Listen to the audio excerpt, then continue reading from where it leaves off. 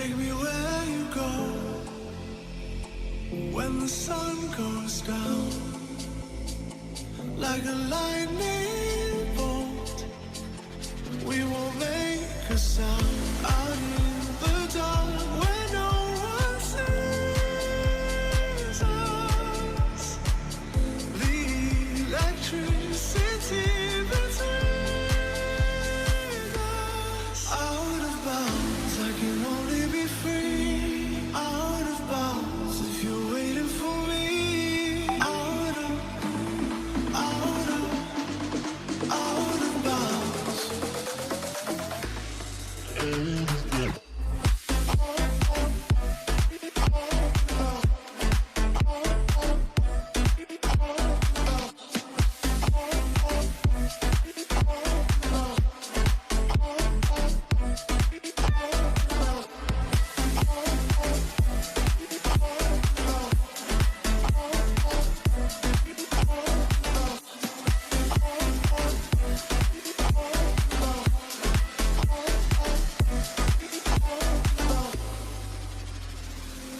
Take me where you go when the sun goes down, like a lightning bolt. We won't make a sound. Out of bounds, I can only be free. Out of bounds, if you're waiting for me. Out of bounds. Under the frozen light, we are a picture with 1,000 nights. We won't come down.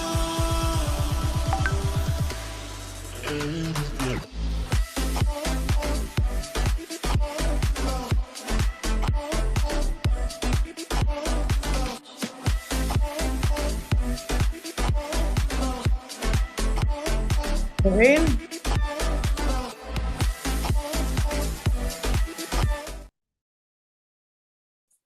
את מתחילה להקליט. אחר הצהריים טובים לכולם. ברוכים הבאים למסיבת סוף שנה א' של תוכנית פריזמה.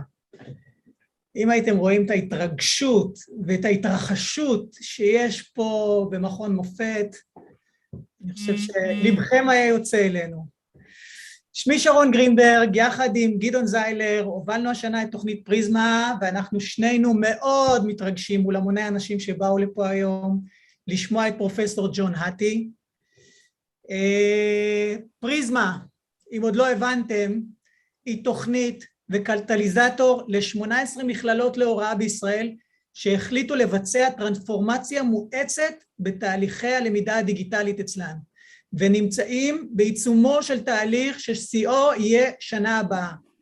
את 18 המכללות מייצגים 29 פריזמאים יקרים, שהם הכוכבים של תוכנית המנהיגות הייחודית הזאת. ההרצאה של פרופסור האטי תתחיל בעוד כרבע שעה, ועד שהוא יגיע, נתחיל את המפגש החגיגי איתו, נתכבד בכמה דברי ברכה, וגם נספר לכם קצת על תוכנית פריזמה הכל כך מיוחדת, אבל אני מתחיל קודם כל בלהעביר את השרביט לדוקטור לילי רוסו, האחת ויחידה, מנהלת אגף הכשרה אקדמית במשרד החינוך, שתפתח את המפגש. לילי היא האונר של כל התוכנית הזאת. לילי, יחד עם היחד. בסדר, שרון. בבקשה. שרון, זה מספיק, תודה. אז צהריים טובים לכולם, באמת חגיגת חינוך הייתי אומרת, ואני שמחה מאוד לפתוח את סיום שנה א' של תוכנית פריזמה. תוכנית פריזמה, כמו ששרון אמר, היא תוכנית להובלה של שינוי אסטרטגי בשילוב של למידה דיגיטלית בהכשרת מורים אקדמית, והתוכנית הזו למעשה היא בין היתר גם דגם מיוחד של שותפות איתנה ומצמיחה, שותפות בין משרדית, בין משרד החינוך לישראל דיגיטלית, יחד עם מכון מופת, עם חברת מתודיקה ולאורך כל הדרך בוועדת ההיגוי הייתה לנו גם נציגת מל"ג, אז פרופני. אז ברכת הערכה והוקרה לכל המובילים, אני לא מזכירה את השמות, אתם תפגשו אותם במהלך המפגש הזה, ואנחנו מודים ומוכירים את השותפות הלא כזו מובנת מאליו. ואחד המאפיינים של התוכנית הוא בעצם אופן ההתפתחות שלה. היא החלה כתוכנית לשילוב הלמידה הדיגיטלית מתוך מענה לצורכי הקורונה מעכשיו לעכשיו, ודרך התוכנית הזו בעצם מיסדנו בעלי תפקידים, שבחלק מהמכללות היו בעלי תפקידים כאלה, אבל שינינו להם את הגדרת התפקיד, את התפקוד שלהם, ובעצם התפתחה לתוכנית שהיא תוכנית מנהיגות, שהמטרה שלה היא שינוי אסטרטגי בחשיבה על למידה והוראה, גם ברמה התפיסתית וגם ברמה הפרקטית. זאת אומרת שזה לא רק שילוב של למידה דיגיטלית, אלא הסתכלות רחבה על כל הפדגוגיה החדשה, על הובלה של סדירויות חדשות, ועוד הרבה מאוד שינויים, שגם הזמן שבעצם נכנסנו לתוכנית בעידן של קורונה, וגם הסינכרון הזה עם המתווה החדש שמאפשר לנו לעשות כל מיני שינויים, בעצם מאפשרים להוביל שינוי אסטרטגי. וכמו כל תוכנית שהיא תוכנית חלוץ, גם התוכנית הזו התפתחה ופותחה תוך כדי תנועה, ובכל פעם הכרזנו, הנה הגענו ליום C. וכל פעם ימי C בעצם הלכו והגבירו את הגבהים שאליהם התוכנית הגיעה. וגם פה יש לנו בעצם איזשהו יום C. לא מה פתאום. יום C לסיום של שנה א'. שנה א' של התוכנית הייתה שנה של הכשרת בעלי התפקידים. בשנה הבאה התוכנית תמשיך עם אותם בעלי תפקידים, היא תמשיך בהבניה של הקהילה המקצועית הלומדת, במימוש וביישום ובהטמעה של כל השינויים ברמה המקומית, ובמקביל לשנה ב' של מחזור א', אנחנו מייעדים את עצמנו יחד עם כל השותפים שהזכרתי קודם, לפתוח מחזור של מחזור ב', שיותאם ללמידה חדשנית, פדגוגיה חדשנית ושילוב דיגיטציה באוניברסיטאות ובעוד מכללות שמעוניינות להצטרף.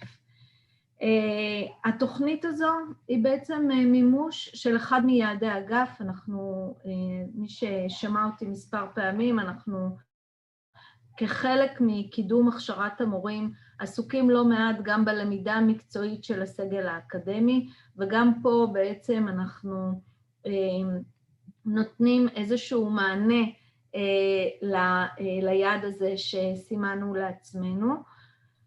והיופי בתוכנית הזו זה לראות גם את בעלי התפקידים, איך תוך כדי תנועה מתהווה שינוי בזהות המקצועית שלהם, של בעלי התפקידים, לצד השינוי ברמה הארגונית. ובכל מקרה אני ככה כן רוצה להזכיר לנו שאנחנו כל הזמן צריכים בתוך כדי התוכנית לזכור שהטכנולוגיה בעצם היא משרתת את הפדגוגיה, וכל הרעיון הוא בעצם להעמיק בפדגוגיה החדשנית בעולם הכשרת המורים.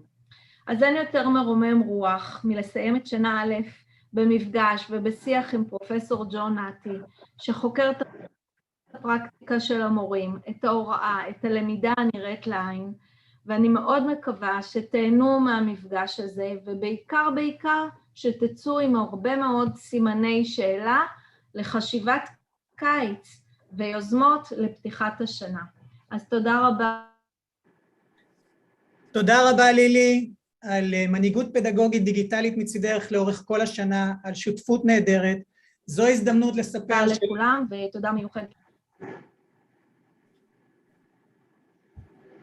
תודה. זו הזדמנות לספר שלילי יחד עם שרית כהן ורוני דגן מהמינהל לעובדי הוראה בהובלתו של אייל רם מחזיקות את התוכנית מטעם משרד החינוך ביד רמה, אבל לתוכנית יש שותפה משמעותית נוספת, ישראל דיגיטלית.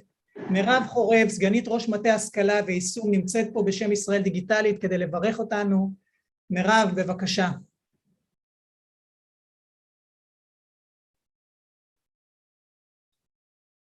מירב?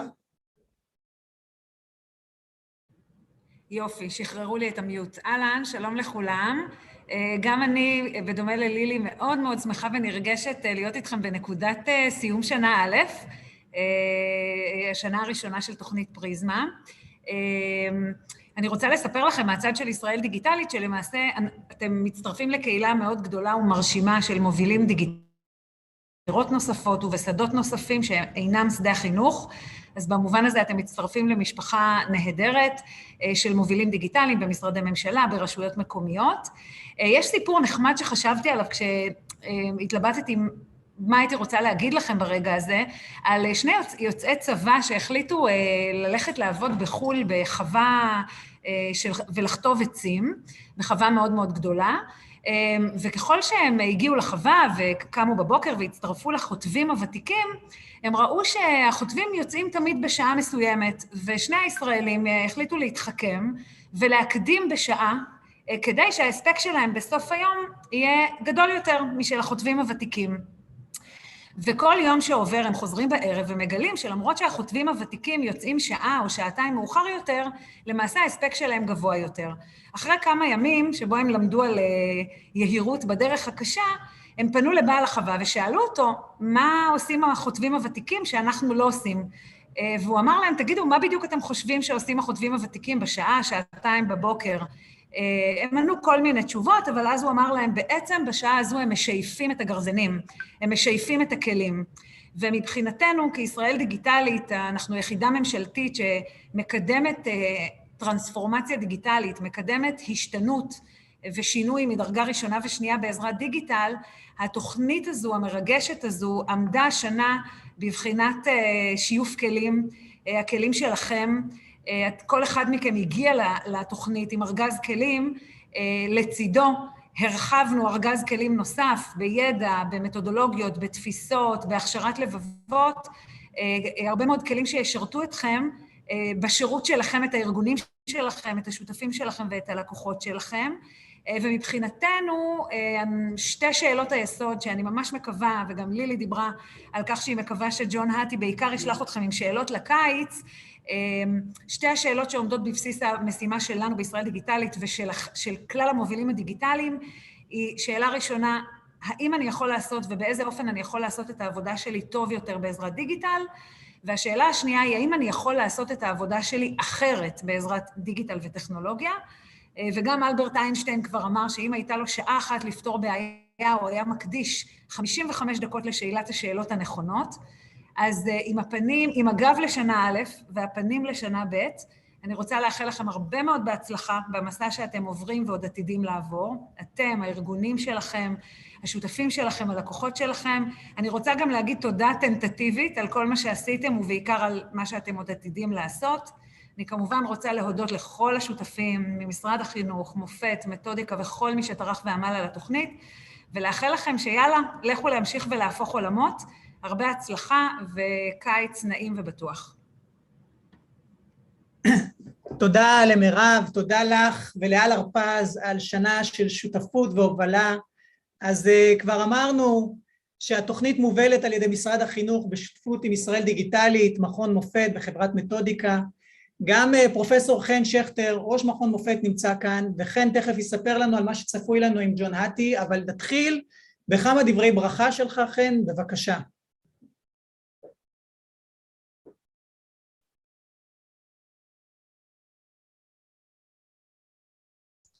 יופי, תודה. אני מתרגל ל-unmute עכשיו. יופי, אז באמת כיף לראות את כולכם, שמח לראות את כולכם. קודם כל אני אגיד תודה לאנשים, ואז שיר קטן רק לקראת ההתחלה.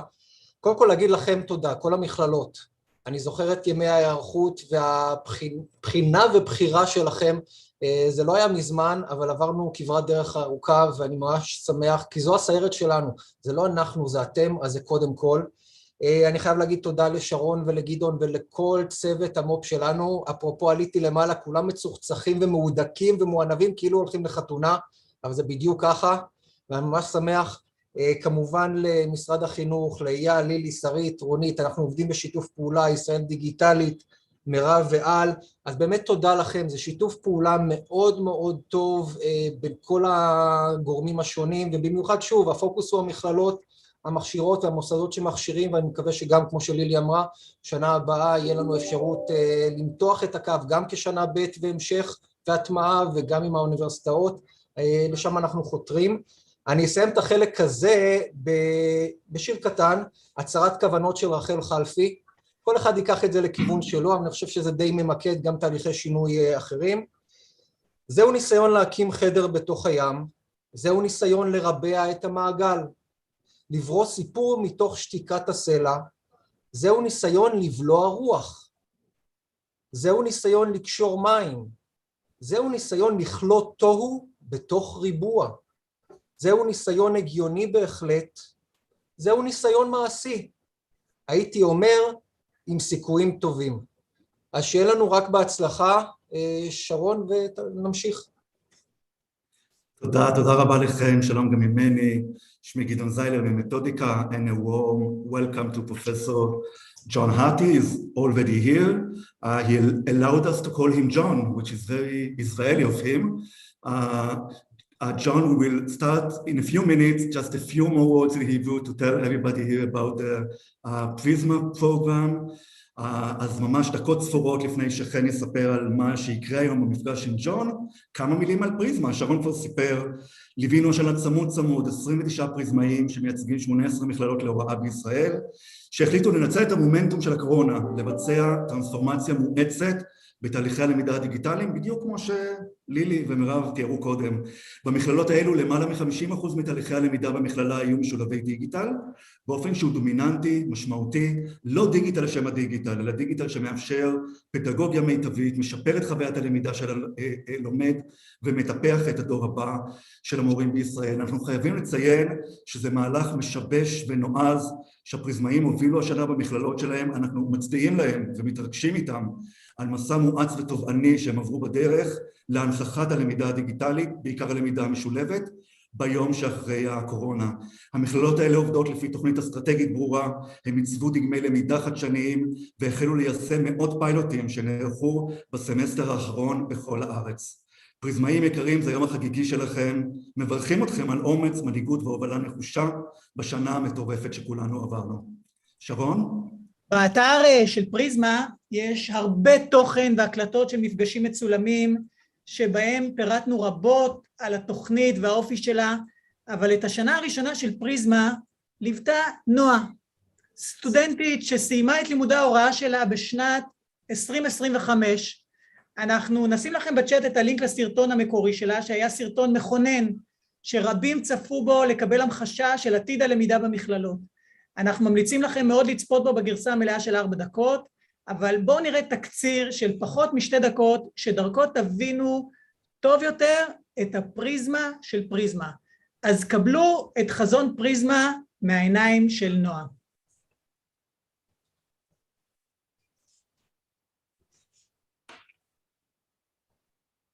תגידו, כשאתם אומרים למידה אחרת, למה אתם מתכוונים? כי דרך הפריזמה שלנו, התשובה די ברורה. לתמוך בשינוי חוויית הלמידה של הסטודנטים להוראה בישראל. כי מי שלומד אחרת, מלמד אחרת. אין חוכמות. אז אם יש יום דיגיטלי בשבוע, או שבוע דיגיטלי כל חודש, המורים של העתיד לומדים בעצמם דרך דגמי למידה חדשים. התקרבו, התבוננו דרך הפריזמה. כך 5 שנים. תראו את נועה. כאן היא מחליטה עם החונך שלה איזה תמהיל למידה מתאים לה. כיתה, בית, דיגיטל, עצמאית, צוותים או במליאה. יש לה זמנים קבועים של מפגשי למידה עם צוותים אינטימיים. הוא מנטור שבא להכווין. זו למידה חברתית במיטבה. לעתים משוחחים על התכנים הדיגיטליים שנלמדו, ומכינים תוצר עם התובנות של הצוות. ובזמנים אחרים עובדים על משימות, או מפיקים תוכן חדש שעוזר להם להבין לעומק את מה שהם למדו. וזה ישמש אותם בצעדים הראשונים בקריירת ההוראה. אבל הכי חשוב, לומדים את התכלס. מנתחים מאות קטעי וידאו קצרים של פרקטיקות בכיתה, כדי להשתכלל וללמוד מתוך התנסויות מעשיות בשדה. מאיפה הסרטונים? מהסטודנטים עצמם. כשהם יוצאים לשטח הם מתעדים, ואז חוזרים לנתח בקבוצות את מה שהם עשו, בהשוואה למורים מדגימים. זה המודלינג. ככה לומדים היום. וגולת הכותרת היא שהדיגיטל מאפשר חוויית למידה משמעותית בקמפוס. כן, יש גם את הימים הפרונטליים במכללה, לא הכל דיגיטל. החוכמה היא לשלב.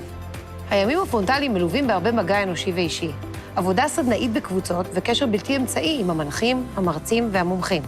כל זה ביחד מייצר תפיסה חדשה. תראו מה נועה אומרת שהדיגיטל עשה לה. בעצם אני מרגישה שכל הזמן רואים אותי. לימודית, רגשית, חברתית. אני במרחב שאני מנווטת בו עם הרבה תמיכה בדרך. שכל תהליכי הלמידה הם שלי ומותאמים אליי, ועכשיו שאני חושבת על זה, אם ככה אני לומדת, כמה כיף יהיה ללמד ככה. ככה בדיוק הייתי רוצה לחנך את התלמידים שלי.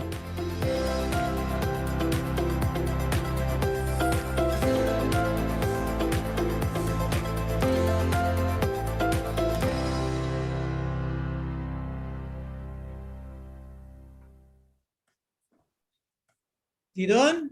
כן, כן. תודה רבה לנועה, אבל נועה היא שחקנית מהעתיד, שמספרת את הסיפור של פריזמה ומדגימה את תהליכי הלמידה המגוונים והחדשניים והמדויקים של הכשרת הדור הבא של המורים בישראל, אבל לא צריך ללכת לשחקנים, יש לנו גם את הדור הבא עצמו, בלי שחקנים, בלי תפאורה. לפני שבועיים קיימנו כנס בעלי תפקידים במכללות, ובו ביקשנו מכמה סטודנטים להציג את הפריזמה שלהם על הלמידה במכללות ביום שאחרי המגפה. אני חייב להגיד לכל הקהל פה, אם אתם קשורים לעולם ההשכלה הגבוהה, אפילו לא בהכרח לעולם ההכשרה של המורים, אתם ממש חייבים לראות את השיחה הזאת, פשוט לשמוע באופן אותנטי את החוויות של הסטודנטים והציפיות שלהם מאיתנו. לעידן החדש, אז באתר של פריזמה ניתן לצפות בשיחה המרתקת שקיימנו איתם, סרטון חובה, כדי לראות את העדשות של המשקפיים של המורים הבאים של ישראל, אבל אנחנו ככה, לפני שנשמע את המומחה מספר 1 בעולם לחינוך, נתחיל בשתי דקות קצרצרות מתוך 40 דקות של פאנל הסטודנטים, הזדמנות לשמוע את קולם של הסטודנטים, שהם אולי המומחים הגדולים ביותר, שיכולים לכוון אותנו למהי למידה מיטבית. בבקשה.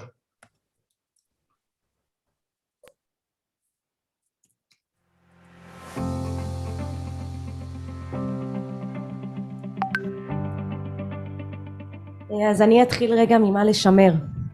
העניין של גמישות החומר, גמישות המקצוע שאנחנו לומדים. המרצים נאלצו להתאים את עצמם לסביבה שבה הם נמצאים כרגע. זה משהו שדורשים מאיתנו כאנשי חינוך עתידיים כל הזמן לעשות. בין אם זה בגיל הרך, בין אם זה ביסודי, אנחנו צריכים לגרום לתלמיד להיות אקטיבי, לגרום לו להבנות את הידע שלו, ליצור ולחקור, משהו שלא קרה עד עכשיו. הקורונה אילצה את המרצים לגרום לנו לשבת, לחקור לבד, ללמוד את הדברים שמעניינים אותנו מתוך המקצוע, מתוך הדיסציפלינה שלנו. ולמה בעצם סטודנטים העדיפו את זה? כי זה פתח לנו אופקים. יכולה לספר על חוויה קונקרטית, רגע קורס שהרגשת שעושה את הדבר הזה, שנותן מגוון ומאפשר לך... כן, אז אנחנו באחד הקורסים, זו הייתה סדנה של הוראת קריאה בכיתה הטרוגנית, והיינו צריכים להרכיב שיעור, שהוא שיעור בקריאה לכיתה רגילה, שמערבת בה גם לקויי למידה. איזה לקויות, מה התלמידים, זה לבחירתנו. אז התעסקתי בלקויות שמעניינות אותי, בדברים שמעניינים אותי, התעסקתי בתלמיד שהוא תלמיד תקשורתי, בתוך כיתה רגילה, כי זה מה שעניין אותי. וכל העבודות נראו אחרת. אם היינו בכיתה לומדות, כנראה שהיו אומרים לנו, זו הכיתה, כיתה הטרוגנית, לקויי למידה של קריאה, וזהו. וכל העבודות היו נראות כנראה אותו דבר. פה היה באמת איזשהו חופש ביטוי שהיה מאוד מאוד חסר, ואם אנחנו רוצים להיות אנשי חינוך טובים יותר, צריך לשמר את זה. בסוף גם התלמידים שלנו מתפתחים, והם גם מצפים לחקור, למרות שאנחנו לפעמים חושבים שהם רק רוצים לשמוע אותנו. אם אני באה ומלמדת על שיר וספרות שקיים בגוגל, אותו סיכום בדיוק, מה אני מחדשת לתלמיד? למה הוא צריך להגיע לבית הספר? ואם אני ידע להשתמש בעידן הדיגיטלי הזה ולהשתמש בטכנולוגיה בשביל ליצור עניין חדש בשביל שהוא ייצור את הידע שלו, שהוא ישתמש במה שהוא יודע כבר להשתמש, אבל ירחיב את האופקים שלו, אז נשאר רלוונטיים. אמרנו תודה, בקשה או משאלה אחת לשנה הבאה, לפתיחת השנה הבאה, שהקורונה אולי כבר לא תהיה איתנו, אבל המציאות למדנו דברים, מה היינו מבקשות, מבקשים? יש לי בקשה מאוד קצרה, לא לחזור אחורה. לקחת צעד קדימה, לא לפחד, אנחנו איתכם. לא לפחד מהטכנולוגיה, אנחנו גם דור שיודע כבר להשתמש בטכנולוגיה, אנחנו צריכים את הטכנולוגיה לעתיד, זה חלק מאיתנו, וכדאי לנו להמשיך ולהשתמש בה. אני חושב שהבקשה הכי גדולה זה שנוכל ללמוד מהשנה הזאת, כן לחזור לקמפוס, למדשאות, לשיח הבין אישי, ולדעת להשתמש ולנצל את השנה הזאת, את היתרונות שבה, לטובת ההמשך.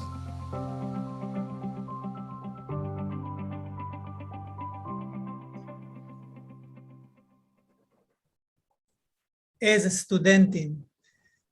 תודה לסטודנטים היקרים שהשמיעו את קולם. אנחנו קשרים להגיע לתכלס. זו זכות גדולה לארח כאן את פרופסור ג'ון האטי, וכמו שפרופסור חן שכטר תכף יסביר איך זה הולך להתנהל, גם לכם יש כאן במה ואנחנו נקדיש זמן לשאלות מהקהל, אותם נאסוף מהצ'אט. חן, ספר לנו קצת איך הולך להיות המפגש שלך עם פרופסור ג'ון האטי, ואיך אייל רם כאן ינחה אותו. פרופסור ג'ון האטי כבר נמצא איתנו בחדר, אז הגיע הזמן לעבור לאנגלית כדי שיבינו אותנו גם באוסטרליה. אל דאגה, מהרגע שאנחנו פותחים כתוביות בעברית בתחתית המסך, כדי שיהיה לכולנו נוח ונגיש לשמוע. יש לכם כפתור CC, שם תפעילו אותם, אז חן. So let's start and welcome to the Prizma Summit, and I call it Summit because it's a real summit at the end of the first year and of the leadership program for digital learning in teacher colleges. And I'm very happy to see all of you here. Actually, just to take something small from what the students said, they said not to be afraid and go ahead and make the correct movement ahead. So this is a good sign for us.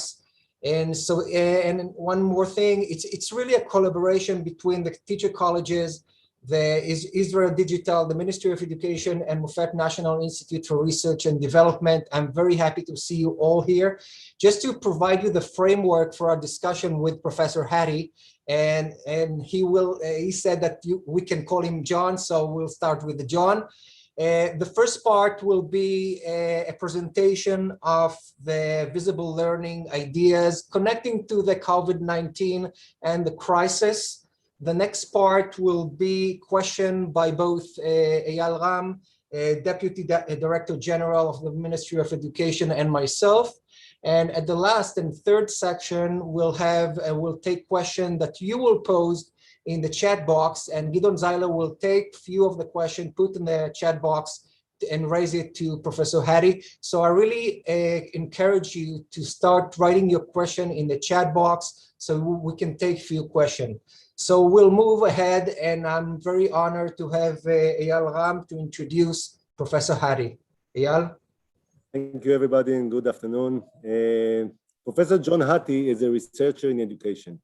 His research interests include performance and indicators, models of measurement, and evaluation of teaching and learning. John Hattie became known to a wider public with his two books, Visible Learning and Invisible Learning for Teachers.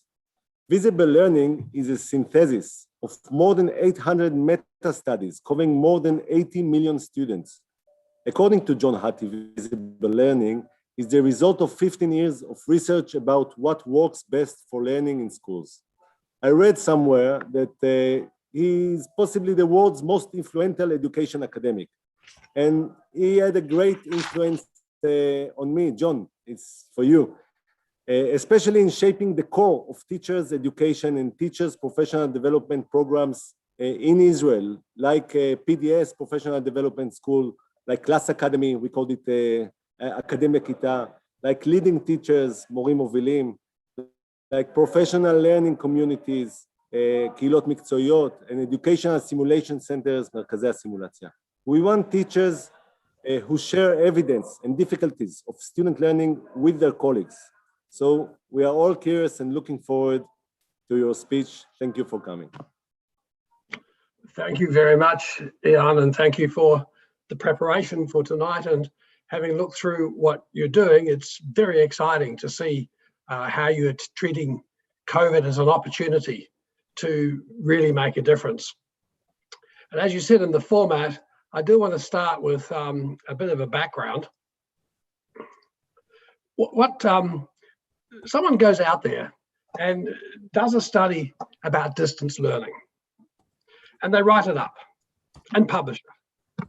And then someone else comes along and has a different view about distance learning, and they do their study, and so on and so on. And then along comes a meta-analyst. And what they do is they take those studies, 50 to 100 of them, and statistically synthesize them to ask two questions. The first is, what's the average effect from distance education? And the second, are there moderators? Does it make a difference when you do distance education in math or music with 5-year-olds or 15-year-olds in Israel or Australia? And those moderators are pretty critical. And then they publish their meta-analysis. And then along comes me. And I sit on the shoulders of those people, and I take the various meta-analyses. And yes, in 2009, when I published Visible Learning, I had 800. I've now doubled it to over 1,600, around about 250 million students, looking at 300 different influences, of which distance education is one.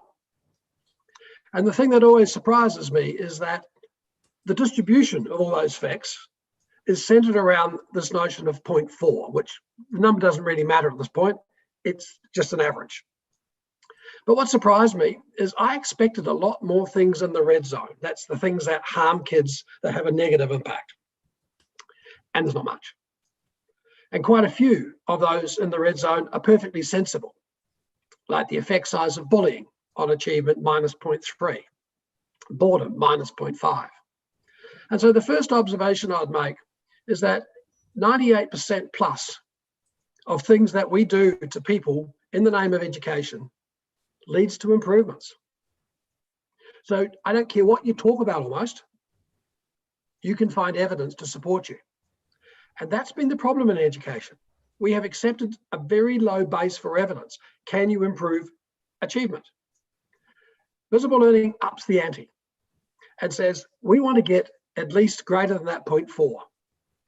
And my work, and why it took me 15 years, is to understand what are the common denominators underlying teachers and students at schools in that blue zone compared to those in the yellow zone. What works best? And that's been the theme of my work. If you want to know the details, last year we released a free website called MetaX. And in MetaX, you can get all those 300 influences, questions, comments, reactions. In fact, right this week, we're in the process of updating it to add another 200 different meta-analyses in it. So it's a free website, and I do it and put that out there because I don't want any of you to have to spend 20 years collecting the data. I want you to come up with a better interpretation than I have, and that's my challenge to all. So what about the effect of technology? Well, what's interesting is there's been over 250 meta-analyses on various forms of technology since 1977. And it's really interesting that the overall effect has hardly changed from 0.33. Yeah, it improves learning. But compared to the things that I really care about, it's the revolution that's been coming. Now, that doesn't mean that we should ignore it. That means we need to be a lot smarter to understand what parts of technology flow into the blue zone and what parts don't. And that's my major message here today. There's all the meta-analyses since 1977. You know that technology's changed dramatically. But we still have to ask the question, why has it not had an improving effect despite that change in technology? You can see it's up and down, it's up and down, it's up and down, it's all over the place. But there's some good news there. My theme is that we shouldn't study failure and try and fix it. We should study success and try and scale it up. So here's the big messages that underlie the visible learning story. the top 7 big themes. And what's fascinating is there's not a student there. There's not a curriculum there. It doesn't matter whether you're 5-year-old or 25-year-old. There's no assessment there. It's all about expertise. It's you, particularly in the context I've worked in for 50 years in universities, understanding what we mean by impact. Just to change the test scores, just to get the students through, just to cover the curriculum. And what we do then to us, working together as a team, evaluating our impact. And as a consequence, having very high expectations for all our students. Because I can assure you, if you have low expectations for all your students, you will be unbelievably successful, sadly. And communicating those expectations to students explicitly. And this is why we're so obsessed with success criteria. And this is something I don't see in the university sector very often, where we may say at the start of the course, this is what this course is about. But each part of the course, each part of the distance learning, each part of the lessons we teach, the lectures we do, need to have very explicit success criteria, and we need to check that the students have understood those success criteria. Raising the bar from where the student is currently, with that Goldilocks principle of challenge, making the success not too hard, not too easy, and not too boring. And if there's a success criteria, there's a gap between where the student is when they started the class and where you want them to be. And that gap is our job in teaching. And as a consequence, when the student comes into your class, they don't know. If they did know what you're going to teach them, then the work's too easy and you're wasting their time. And if they don't know, we have to make errors and failure the biggest positive words in the classroom. And this is where I want to come back in a moment, particularly to the power of technology, to optimize that opportunity to talk about what they don't know. And how then we get feedback to us about our impact, such as, for example, every time you give a test to your students at the end of it, if you can't sit down and say the 3 impact questions, what did I have impact on? What didn't I have success on impact? Who? Which students gained that impact and which students didn't? And how much? Then quite frankly, you just wasted the students' time. And then that relentless focus on learning. Quite frankly, I don't care how any of you in Israel teach. I think that's been a massively distracting debate. I don't care how you teach. I care about the impact of your teaching. Now, what's the big message here is that it's expertise. Technology doesn't exist in this model yet.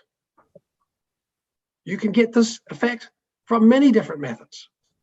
And one of the reasons we have to be smart is to ask, what does technology do that can make our work not only more effective, but also more efficient and also more equitable? And that efficiency is one of the things we saw in COVID. Many of the students argued, and still arguing, that they learned more in 2 hours than they spend 5 hours in the classroom. They were much more efficient. I'll come back to that. So what's the evidence on COVID?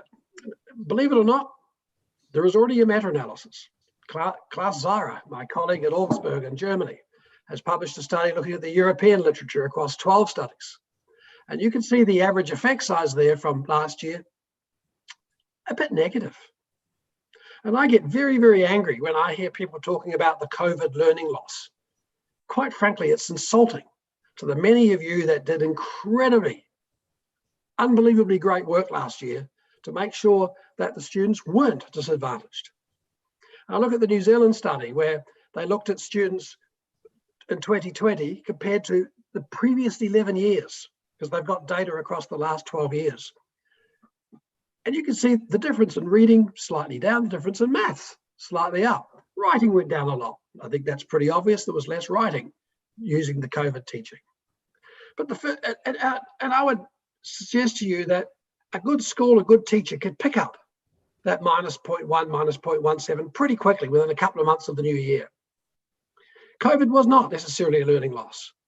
Indeed, the majority of students, their well-being went up last year. Yes, for those who went down, it went down quite markedly. It was amplified. High stakes exams, the students' performance went up. And we certainly saw that in my experience with the Christchurch earthquake a few years ago. That was the best year of exam systems for Christchurch students. And sadly, within 2 years, they went back. Now, the question is why? Why do we have that success? Let me say, I'm not arguing that we should go to COVID teaching. I'm not arguing that COVID was all positive. Yes, there were equity issues. Yes, there was death and sickness. Yes, there was employment issues. I acknowledge that. And again, my argument is, and COVID amplified those things. But still, let's look at the success and grow it. And what you're doing in your project is an incredible opportunity to speed up. You certainly, it can be said that probably every teacher in the world now uses technology as part and parcel of what they do. How do we do it smartly? And last year's success was because of a teacher. I don't know from any country in the world a single policy that's come down from a department or a minister to a school to help them teach in last year's learning. Surely last year was the greatest educator revolution in our lifetime. The biggest travesty of COVID is we go back to the old normal and we don't learn from it. So why? Well, if you look through these arguments, is what I'm starting to see is coming out that happened last year. We know in the traditional lecture, in the traditional classroom at school, teachers talk a lot, 89% of the time actually. They ask up to 200 questions requiring less than 3-word answers. You can't do that in distance learning. You have to switch your mentality as a teacher to become more like a nurse, triage. You have to listen to the students.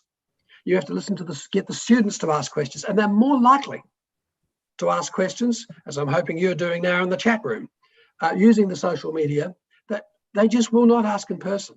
By age 8, well before they get to university, students know their place in the hierarchy of the classrooms.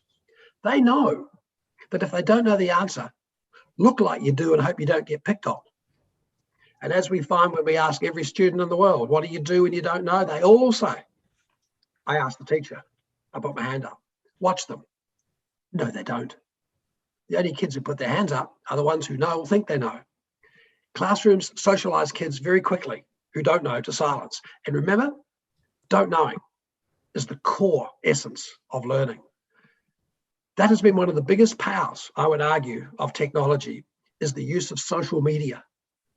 The other part of it is our employers today are asking for graduates who are team players, translators, communicators. And when I go into most universities and schools, I see people sitting in groups working alone. We have to teach them those skills. This current generation is remarkably good at social media, and sometimes we see that as a negative. I see that as the most exciting part of distance learning. I saw more collective efficacy, not only by teachers and school leaders last year, I also saw it from students. I heard more thinking aloud over technology and social media. I heard students asking teachers to explain so they could hear the teacher thinking aloud that you hardly ever hear in a classroom.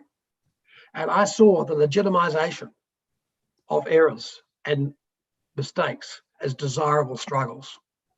And so my opening to you today is that this message that I'm trying to get across with visible learning, and we work in about 10,000 schools around the world in any one year, is to help students become their own teachers and help teachers see learning through the eyes of students. Remember, in the normal classroom, up to 80% of what happens you don't see or hear as a teacher. That's not necessarily the case if you use the social media aspects of it. The other good news is educators, probably more than any other profession, are incredible users of social media. And my job here in Australia now, given I've retired from my university job, is I have a political job where I work for the government, chair of a board that oversees the quality of teachers, school leaders and teacher education around this country. And we get 1/3 hits a month to our websites, creating dialogue, creating discussion, and trying to emphasize this notion that it's the expertise of the educators that matter. Yeah, I've written lots of books about COVID. Last year was a good year to write lots of books. And certainly this notion we're onto now, which I hope you're looking at also in Israel. How do we lead the rebound? How do we make sure that we don't disadvantage our students by learning what worked so well last year? And it's not the IT, it's not the technology, it's the change in teaching that led to this efficiency and efficacy of distance learning and COVID teaching. So let me leave it at that to start. All right, thanks, John. Eyal, please, first question.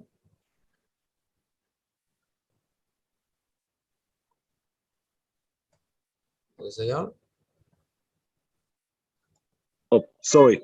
Thank you for that, John. Following your last sentences, we felt that the teacher had a growth, an immense growth the last year in their own teaching. They needed to change, maybe it's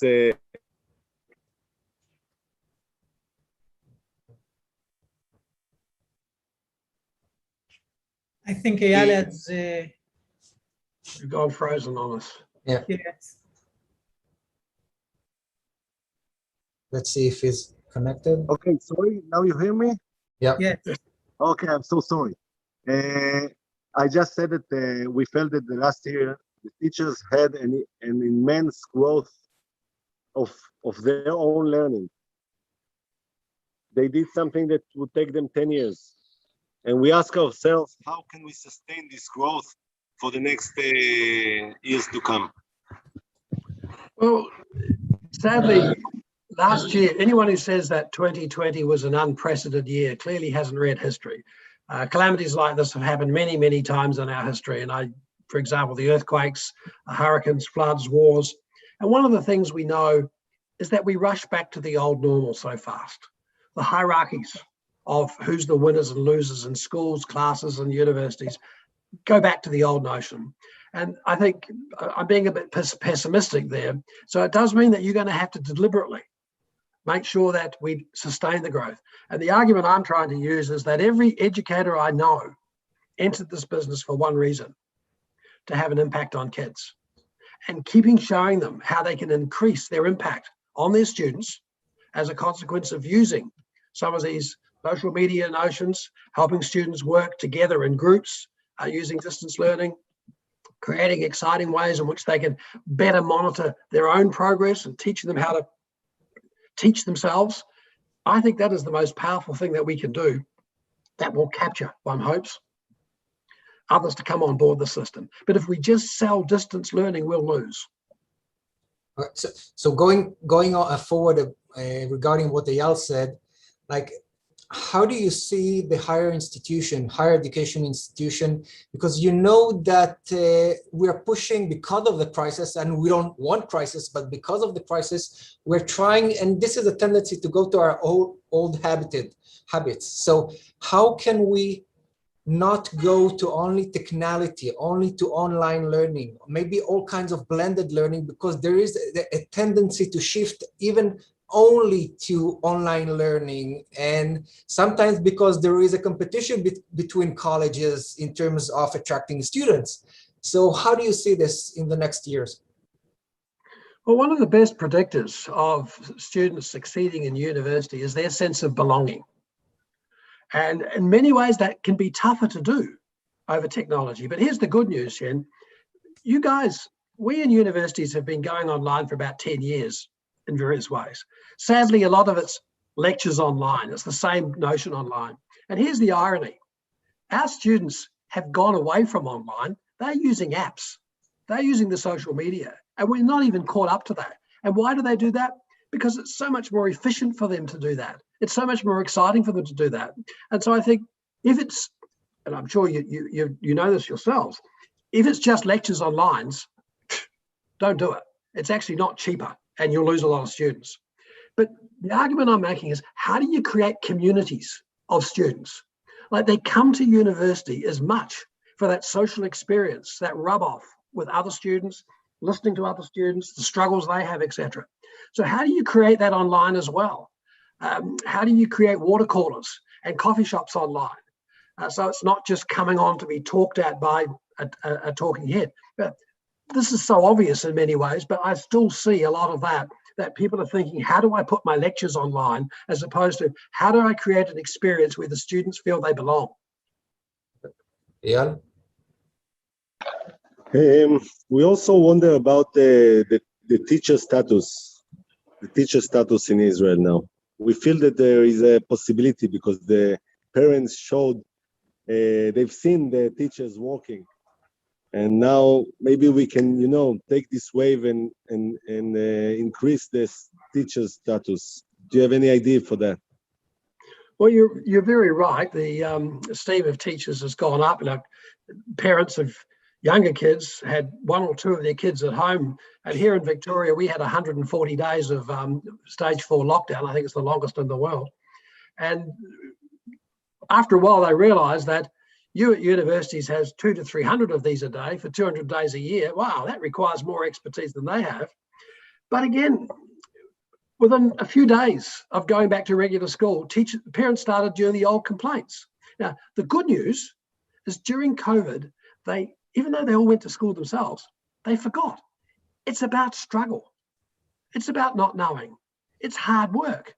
It's not just getting it right or wrong. And I think that's the message. So my argument to your question, Leon, is that we have to always talk in the language of learning. What does it mean to be a learner? And make sure our parents realise that learning is hard work, that we often talk about the teacher side of it. They say, oh, anyone can do that. Well, it's not true. So yes, on the one hand, steam went up, but sadly it's going to go back very quickly to the old usual arguments about give us more money and leave us alone, and we're going to talk about differences between schools. So what I want you to do in Israel is to have discussions about learning, about deliberate practice, about spaced versus mass learning, about retrieval, about all the exciting things that's on the learning side of the equation. And leave the teaching side to the academics and the teachers to talk about. But with the parents, it's about learning. So if you go into spaces and learning, and we know because of the crisis that the physical spaces expanded, so can you elaborate a little bit about like teachers, students, parents maybe in other institutions that are involved in schools, because it's not only the teacher and student, it's much bigger sense, but much bigger picture now. Well, the irony here in Australia is 28% of our students in teacher education across the country are doing their course completely online, so they can go and teach in physical classrooms. It's crazy.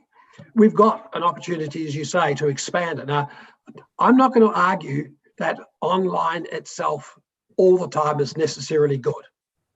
There is a place for this physical place called being together. There is a place to rub shoulders and look students in the eye. Now, yes, you can do that using the social media parts of technology. And so it's not one or the other, it's how you capitalize on both of them. And again, it's that notion of making sure that we don't take the old grammar of schooling and just find a new way of delivering it. There is an interference. Go ahead, please. So my answer to your question is that I think that what you're doing with your distance learning to augment learning should have a fundamental improvement in the nature of teaching. And I think as long as we keep talking about that learning side of things, we can surely make a difference. Eyal, let's take last two questions. Your question, please. Yeah. We don't hear you. You're on mute, the most famous word of the year. You muted everybody, so okay. My last question, and maybe then we'll give the audience as well. But I can tell you that in Israel, in the last year, we increased the amount of students in 17%, the amount of students that came to teacher. Is it something that you can see it globally, or? Yeah, look, it's every time there's an economic disaster, in this case, a medical disaster, the number of students to university goes up. Like, let's get real. Where's the employment? Where's the supply of and demand for jobs other than choosing to go and invest in learning during this crisis? So no, it is pretty much a worldwide phenomenon. Again, we need to capitalize on that. We need to make sure we don't lower the standards of exit. I'm a great fan of maintaining the standard of exits and releasing the standard of entry, but then it comes back and you need very, very good teaching to optimize this opportunity. Okay. My last question is just, I really like your ideas of pointing or shifting into successes, because I'm doing the same work also here, but it should be in terms of the whole institution, because it's very hard for people to point and to focus on their successes. How do you see the culture in schools and outside the school that really point to success instead of failures? Is there a specific culture that we need within the professional learning community to really be able to focus on success? Well, remember the number one in visible learning is teachers working together, evaluating their impact. Now, some academics don't see teaching as their main job. They don't see themselves as teachers. They're not willing to evaluate their impact. They're very good at blaming the students. And this is why you need really strong leaders to make sure that that kind of deficit thinking doesn't get in the way. Some of those people can be very, very powerful in an institution and say, it's all about the research. How do you take communicating that research to the students in effective ways? But I think we need to appeal to their vanity, which is, we can help you increase your impact on your students. But it does require incredibly strong leadership.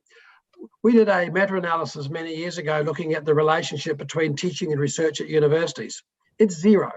Now, that doesn't mean to say that we should get one or the other. It means to say that we need to get that more ways of improving that link between teaching and research together. So it does have an effect. But if you look at the contingencies in most universities, you're appointed, you're promoted on research, and teaching is an extra.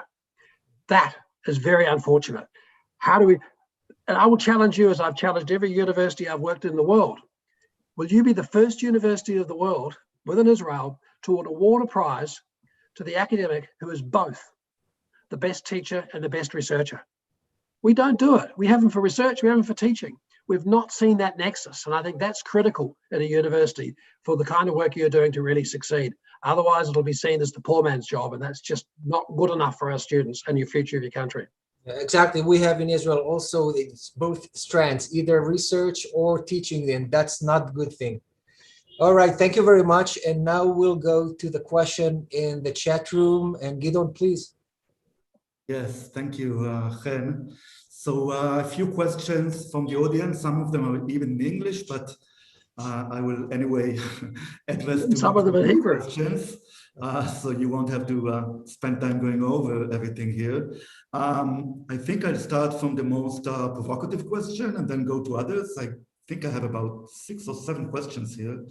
So Etty Gordon Ginsburg, thank you for your questions. Etty is asking, I see the teacher as the main factor in any teaching and learning process. Teachers need to be experts in their field, passionate about it, and hopefully communicative.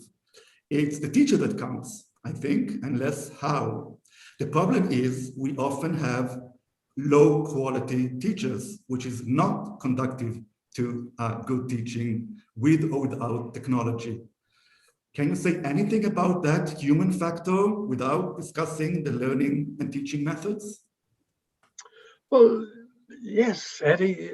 One of the things that I wrote in the Visible Learning book, and I wrote it as a joke, but no one picked it up, is that one of the common denominators is that notion of passion. People are passionate about their subject. And my little joke was, isn't it amazing that passion is a common denominator, but it's hard to measure? It's not hard to measure, it's obvious, you can see it.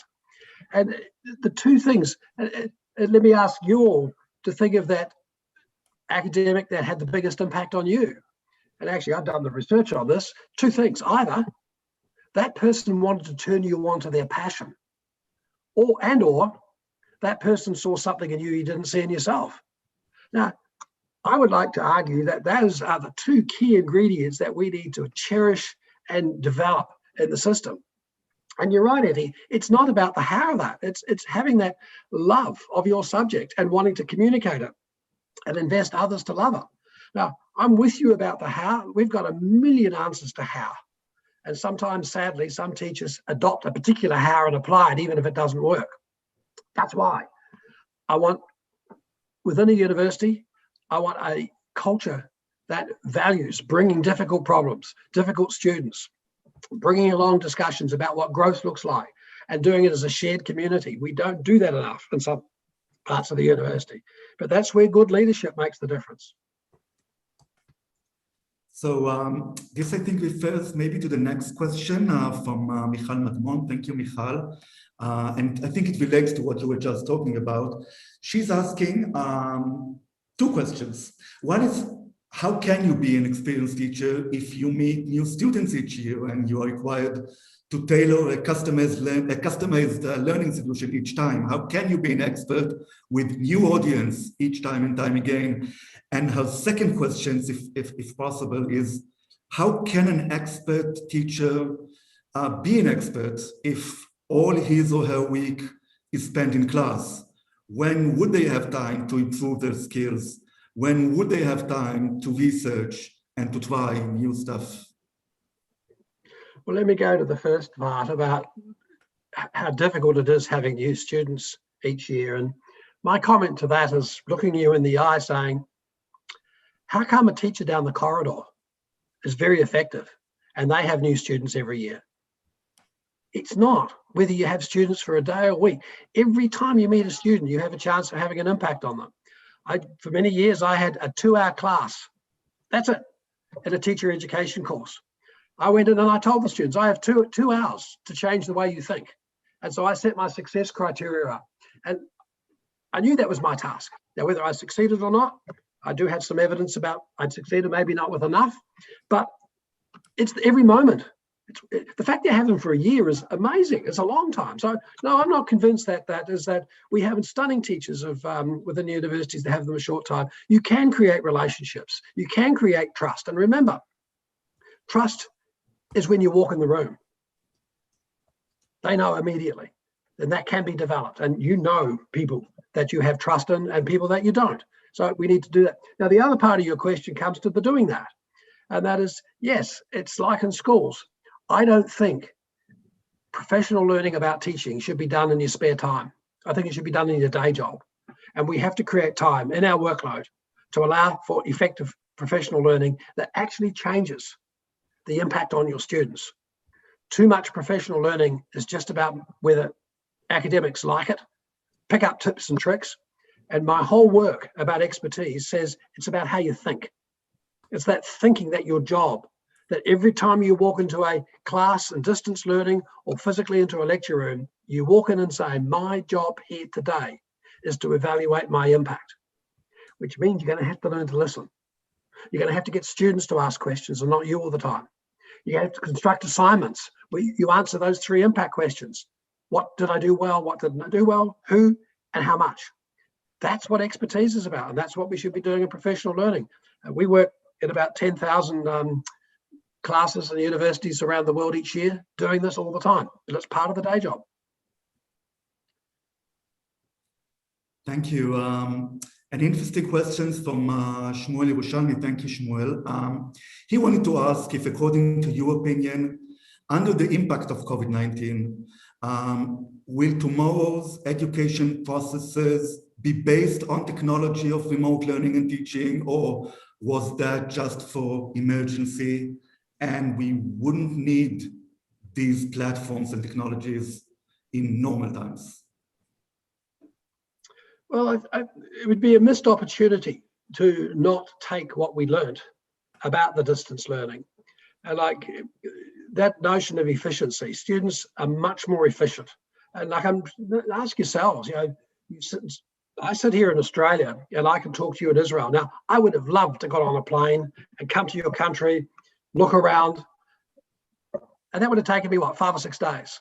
I can do this in 1 hour. Now, not always the best for me. I think there are advantages, as I said, about the face-to-face, but the efficiencies are much higher.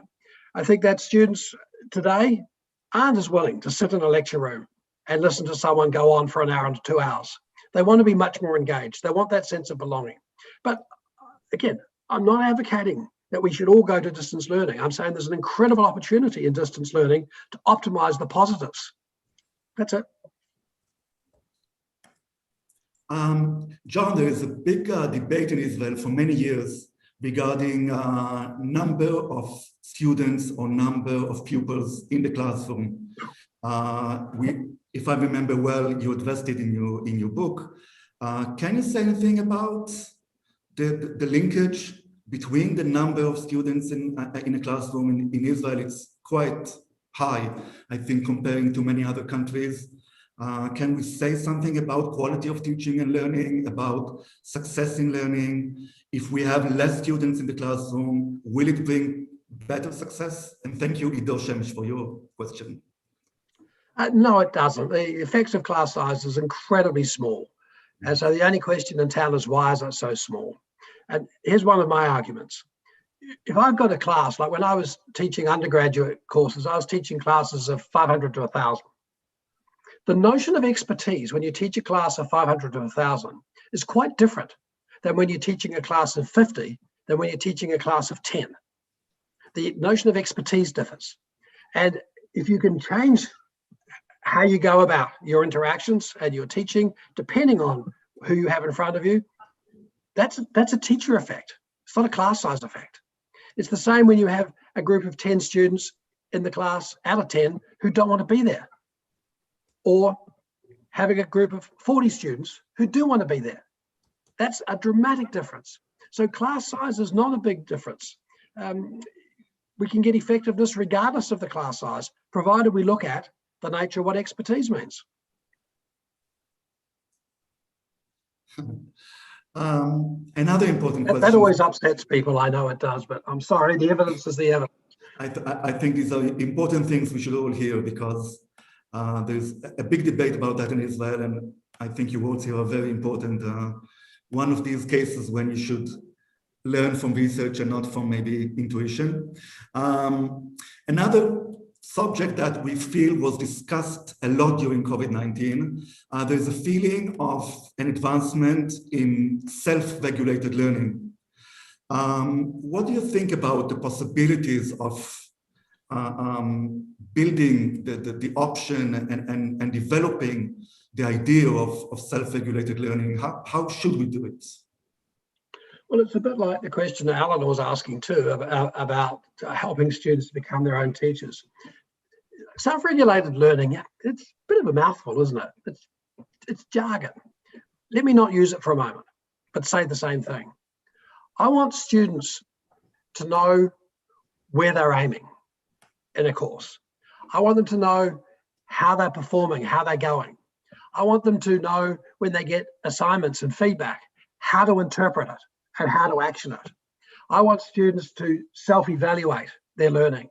I want students to make decisions about when they go surface and get the content and when they go deep in understanding it, because you don't have time to do the lot. I want students to be much more adept at asking questions of each other about what they do and they don't know. And all those attributes are self-regulated learning. And the way I like to phrase it is that we want our students to know what to do when they don't know what to do. This is the essence of becoming a teacher. I want students, like lifelong learning. What do you do when you have to learn something yourself? You need to be a teacher. And so as educators ourselves, our job is to teach our students to become teachers. And that's what I mean by self-regulated learning. We do not see enough of that in the tertiary sector. But you think of those students in your classes that are go on to be incredibly successful. I bet they're the ones that are more likely to be teachers of their themselves. Some of our brightest students fail miserably on it because they're so dependent on you that when you leave, they fall over. So this is what I mean by self-regulated learning. I'd much rather you say we want to teach our students to become their own teachers. Same thing. Thank you. Another big debate in Israel, and we are just a few weeks ago started here in Israel with a new education minister, and there's a lot of curiosity about her new policies. There's a big talk and debate in Israel about reducing the matriculation exams in all subjects except mathematics, English, and local language. There are quite many exams at the moment for people in high school in Israel. What is your position on this? Well, my whole career, Gideon, I was a psychometrician, so I kind of like this. And these summative tests you're talking about, they're typically used for selection into high stakes courses. I'm a big fan that selection into courses should be based on the achievements of kids in high school and not surrogate entry tests by universities or IQ tests. But here's my point of difference. I think students should be certified for what they can do and the level they can do it. And that means that if they go on, for example, into being a panel beater or a barista or a sporting coach or a chemist or a historian, they should be certified by what they've successfully been able to do to a sufficient level. And such profiles of learning is which have come out of our high schools. It reduces that high stakes assessment on a narrow canon of subjects. And having introduced this in one country about 20 years ago, the universities got very upset with it because they wanted their high stakes exams. But they soon learned how to use the learner profile notion. And it's been going now 20 years. It's taken all the pressure off schools to have that narrow, high-stress exam system. So if what you're doing in Israel is having high-stress exams to serve a selection, I don't think you're serving your students well. A lot of students will be seen as failures in the system because they didn't do the narrow canon of subjects sufficient level. But I don't see why going on and doing panel beating or doing coaching is necessarily any lesser than doing chemistry, history, or music. Yeah, they could be part of life skills just as well. Although it's much more important than doing history. So certify, look at the nature of learner profiles and how you can come up with certificates of excellence, not narrow testing. That's an important message to our new minister. An interesting question from Tali Bergers-Shapiro from Mofet, and she's asking, what is your approach to co-teaching situations of two teachers teaching together? Look, I've got to be careful here because if co-teaching is, Gideon, you do your bit and then I do my bit, that's not co-teaching. No. I do a lot of work in primary school and high schools of 100 kids, 3 teachers in one room. And the major effect is the teachers critique each other. They evaluate each other. And that is the most powerful, positive thing. So as long as in co-teaching, you're getting good critique from your co-teacher, you're seeking feedback from your students, you're coming up with ways of taking the strengths of the two teachers and mixing up the students, yes, it is much more powerful. But it's the old story that many of these structural ideas are great ideas, but they're not that effective depending on those big 7 I gave you before, which can dramatically improve and increase when there's co-teaching, but not necessarily. Thank you. There are more and more questions arriving. So thank you for your patience. Yes, it's getting hot here. So there is a follow-up questions regarding your expression of students becoming their own teachers. Elinor is asking you to maybe expand a bit, and are you actually referring to empower them to learn also outside the classroom, or be their own teachers inside the classroom? How do you vision this? Oh, it's both. Like I hope every time I give a class at a university that the students are able to follow it up and do some of their own teaching. I also know that a lot of learning is a function of deliberate practice. So making the students, when they are by themselves or working in teams, have opportunities to deliberately practice what they do. That is practice with help. That's really, really powerful. Doing problem solving by themselves sometimes isn't that effective because they have to know stuff to do the problem solving. And if they don't get both halves right, they can get turned off. So I think when they're by themselves, it's a great opportunity to teach them how to deliberately practice and overlearn certain things so they can use their working memory on other tasks to problem solve. Both in class and outside class. I hope you asked me Sari's question about Finland. Yeah, I think that would be good, but we'll see from Illinois at the moment. Another question, again, it's a follow-up question regarding the workload of Israeli teachers. You did answer that, but maybe one more question because it's such a challenging issue here. So Mahmoud Zouabi, thank you for your question. He's asking about the high number of hours of work in teaching that impairs the quality of teaching and the quality of learning. What can you say about the system that actually finds the number of teaching hours as a central standard? Is there a magic number or solution for having number of teaching hours as the central standard for measuring and conducting teaching today? Look, I've been a dean in 3 different universities for over 20 years. And one of my favorite obsessions is workload. And I take the very strong load that workload, which I make very explicit, the procedures to do it. I give staff a Excel spreadsheet that they can do their own workload. I have an official one too. They can do their own, so they can question me on this. And I do think that it's absolutely critical that we make sure that academics, there's an equitable load across academics, that some of our academics overteach, some of our academics overteach because they're inefficient. And I think we ought to be a lot smarter as leaders at overseeing the workload of academics to make sure that we don't burn them out, that we do value what they do, and the professional learning we have to offer sometimes, particularly on distance learning, has to be very efficient. I remember an incident a few years ago, we had a staff member who did an incredible amount of work on distance learning, unnecessarily. And she was burning out. And she complained she didn't have enough time. Well, I put her through some professional learning courses, taught her how to be much more efficient at doing it. She's a much better academic for it now. And she's reduced her workload by being that much more effective about how she uses her time. Now, that's not all the case. But my answer to that question is, I don't think it's up to every academic to decide their workload, because some of them pour hours and hours and hours in, sometimes for good stuff. But this is a management issue of making sure there is equitability, there is a sense of understanding about how it is, and there is a community that understands workload. So I'm not going to run away from it. It is an important issue. We're asked to do more and more, often with less and less.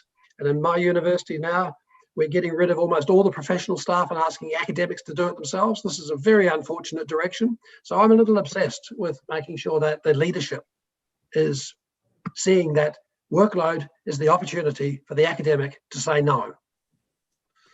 I'm curious now, would that be addressed on a national level, on a school level? How do you tackle that? Look, I think it's a school level, because I think that my colleagues, particularly if I'm the head of school, I'm responsible to my colleagues and I want my colleagues' input. Now, I have 2 bosses.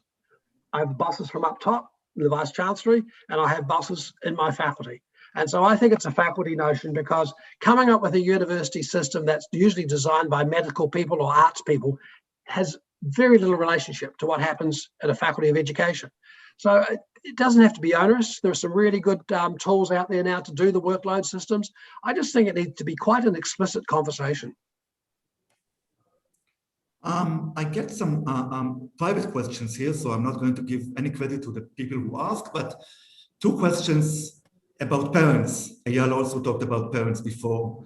Parents' role in distance learning, in normal learning, what should be expected from them? Look, I'm not the biggest fan of dealing with parents. Parents need to understand the language of learning. However, what they tend to talk about is their precious child, the facilities, the money, and the extracurricular stuff. I'm being a bit generalist here.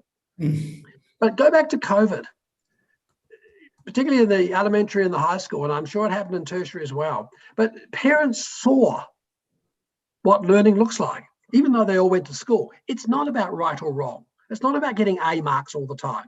It's about progress to achievement. And I think the argument I'm making here is about that language of learning. Like, we worked in the 5 lowest socioeconomic schools in New Zealand for about 5 years. And teaching the parents what learning looks like, that failure is a good thing, that improvement is what it's about, had a dramatic change. The project failed, however, because the teachers didn't value when the parents talked about learning. They just wanted the parents to send their kids to school, fed, cleaned, and slept, and that's it. I'm being a bit generalistic here. But my argument is that parents see what the nature of learning is, have discussions about learning. Like, do you have kids of your own, Gideon? Yes, 3. What do you talk about at the dinner table each night? Not about school. Well, if you did talk about school, what would be the question you ask them? Maybe trying to better understand the experience, what they think they benefit. Most parents say, what did you do at school today? What was the best thing that happened to you? They focus on the what. I want you to say, what did you struggle with today? What feedback did the teacher give you today? Tell me about your learning. And that's what you saw every moment during COVID. Like, in schools where they send home reports once or twice a year, I know from having done the research on that the public relations lies. We did an evaluation of 300 schools reports. 98% of kids in that school were achieving, putting in an effort, and a pleasure to teach. That's a lie. Last year, the parents saw it. They better understood what their kid was like at school. And some parents even said, schools, you lied to me. My kid is not an angel.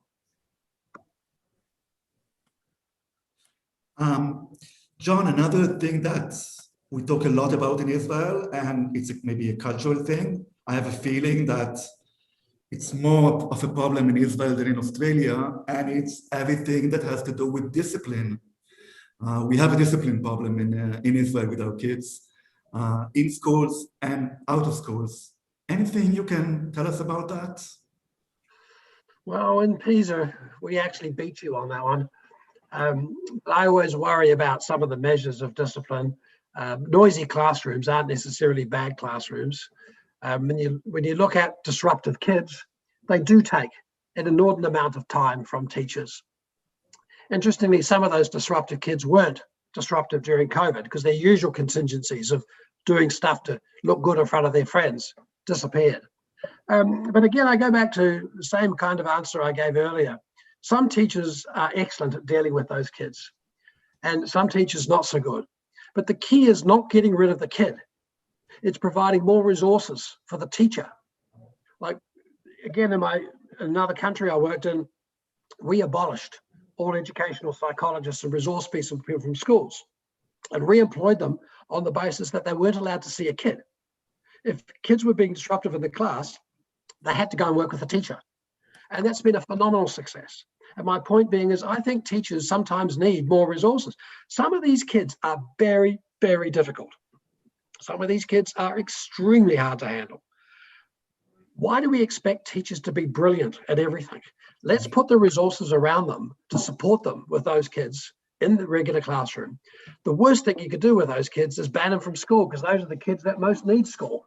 So we do have to find ways to support our teachers. Probably like 3-4 last questions, and I apologize, I just see the time and I understand that we won't be able to represent all of the questions. So I will try to concentrate on questions which addresses to what most of the people which are here are dealing with, and that's the educational colleges. So there are a few questions about that, about the colleges and not about the schools. One of them from Dr. Abigail Adin-Serkis. Thank you, Abigail. How should colleges prepare future teachers? What should they focus on?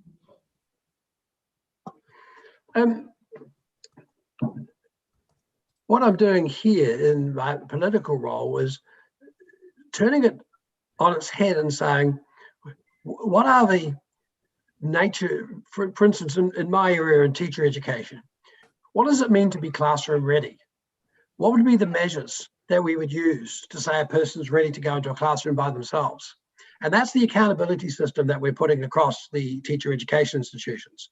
And then we're saying to the institutions, it's kind of up to you how you get there.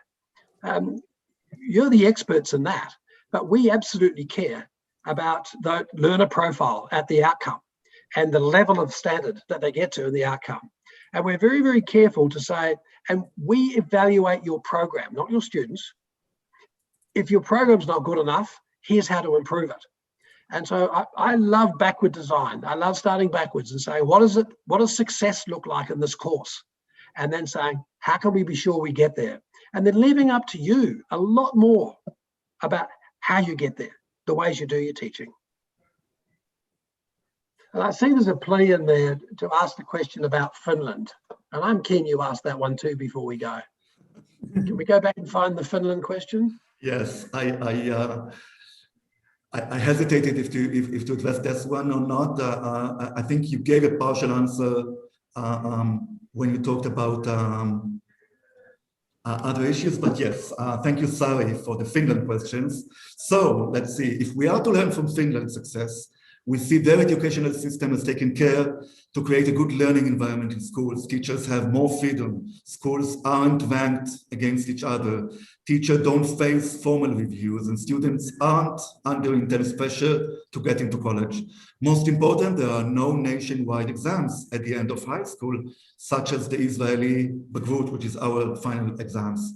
So, should and can we apply this here as well? Would you recommend us to be Finland? In my political role, I've been doing the job 8 years. I meet every minister, every director general. I'm up to 59. We go through them a lot. And everyone I meet, I have the same comment. In the term of your office, Minister, it should be a badge of courage that you don't go to Finland, Shanghai, or Singapore. Have you got the courage to look at excellence here in Israel and grow that? Don't look across to where the grass may be greener. It's not. You have excellence all around you in Israel. And that courage to see that that's where you need to grow. The biggest issue I would bet in Israel is that you have much more variability within a school or an institution than you have between schools and institutions. But the majority of your debate, and you've hinted it already, is about between institution differences. It's about structure. It's about money. Unless you're prepared to say, the issue facing us right now is the variance within this university, within this school, you're facing the wrong problems. And I bet $1 million that you have excellence already all around you. The biggest problem in education is not tourism, it's courage. So all we have to do is look inside, learn from our own successes, even if there aren't many of them. Absolutely, that's where it starts from. Yeah, that's good. We're in an era when tourism is less relevant, so it's good if we can have a look inside. Two last questions, if possible, John. Thank you so much. One from Avishai is Avishai from Campus IL. If you can tell us your opinion regarding the ability of distance learning, again, we're talking about the colleges now, to maximize the potential of inter-instructional collaboration and recognition. Can we have shared courses?